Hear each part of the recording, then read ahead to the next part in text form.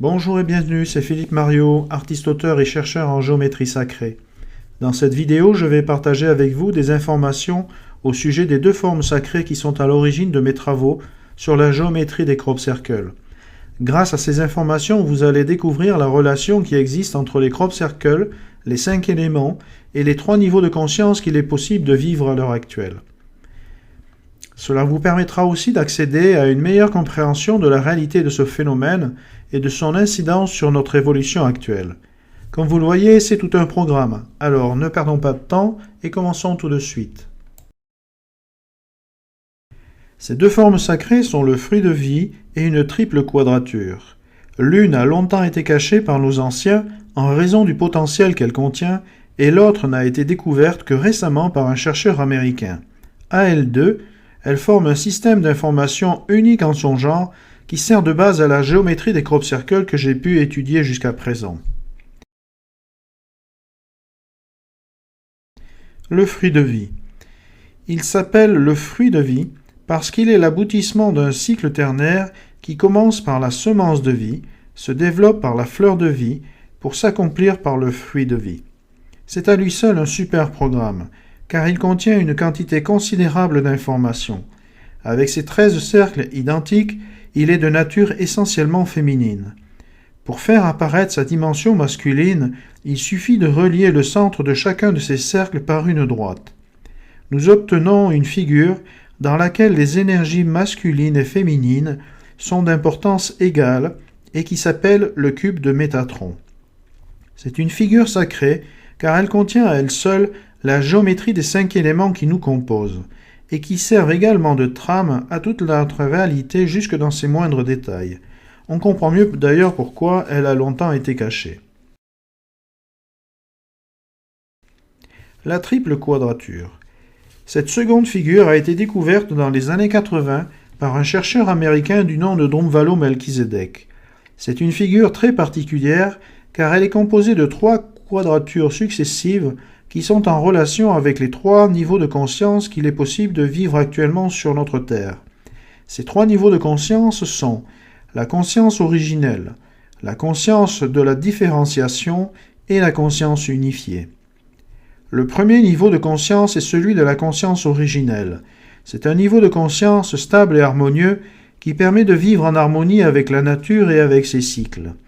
Elle est présente à chacun de nous, mais elle est plus particulièrement incarnée par tous les peuples primordiaux de la Terre, comme les aborigènes, les Amérindiens, les Dogons d'Afrique et tous les autres peuples indigènes d'Amazonie, d'Océanie et d'ailleurs. Le second niveau est celui dans lequel se trouve la majorité de l'humanité.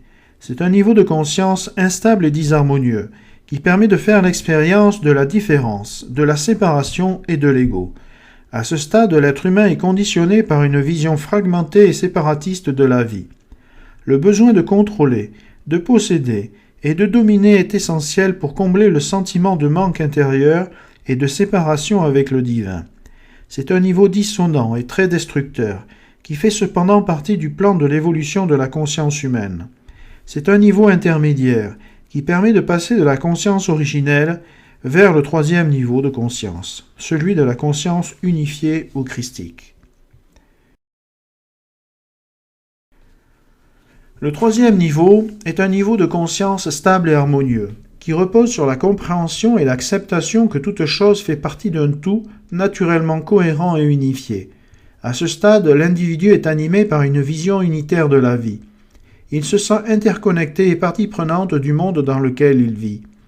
Il sait que le conflit ne résout rien, et qui ne fait que donner de l'énergie aux vibrations plus basses et guerrières de l'ego.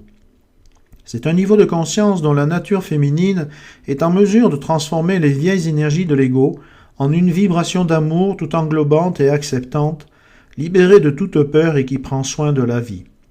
C'est un niveau de conscience d'unité qui est en train d'émerger un peu partout dans nos vies et qui occasionne d'ailleurs tous ces bouleversements dans notre monde actuel. Comme vous le voyez, la géométrie est un langage qui est riche d'enseignements. D'ailleurs, d'après Drunvalo, à chaque niveau de conscience correspond une géométrie qui définit complètement la manière selon laquelle on interprétera la réalité, et cette géométrie repose sur le cercle et le carré. Pour comprendre cela, Il suffit simplement de tracer des cercles concentriques en mode binaire, c'est-à-dire espacés d'une unité entre eux, puis de rajouter un carré autour de chacun de ces cercles.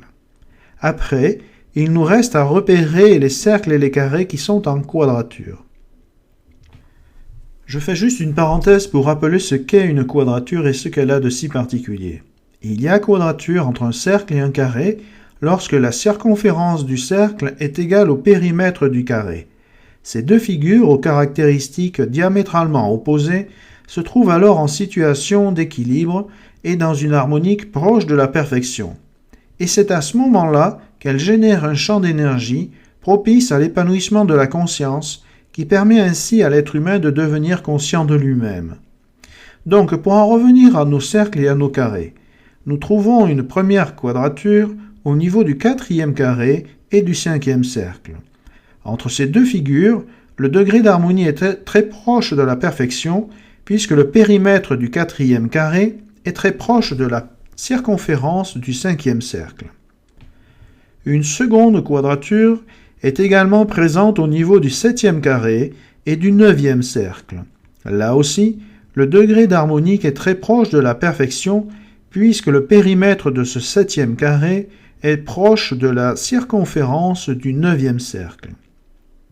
Le premier niveau de conscience se trouve donc au niveau de cette première quadrature. Mais, d'après Drumvalo, cette seconde quadrature ne correspond pas à celle du deuxième niveau, mais à celui du troisième niveau de conscience. Pour lui, le deuxième niveau se situe au niveau du 5e carré et du 6e cercle, à condition d'effectuer une rotation de 45 degrés pour le carré. Toujours d'après lui, cette rotation est la clé même qui permet de comprendre la raison d'être de notre existence. La présence d'un losange équilatéral au sein d'un carré est une figure très puissante qui donne une nouvelle perspective tout à fait claire et évidente de ce qui est en jeu. En fait, le deuxième niveau de conscience est un niveau de conscience intermédiaire qui permet de passer directement du premier niveau, c'est-à-dire de la conscience indigène, au troisième niveau, qui est la conscience unifiée. Et nous en sommes exactement là, comme sur un pont reliant deux états de conscience différents. Le problème, c'est que c'est un niveau disharmonieux et dissonant pour l'ensemble de la création, même s'il fait partie du plan de notre évolution.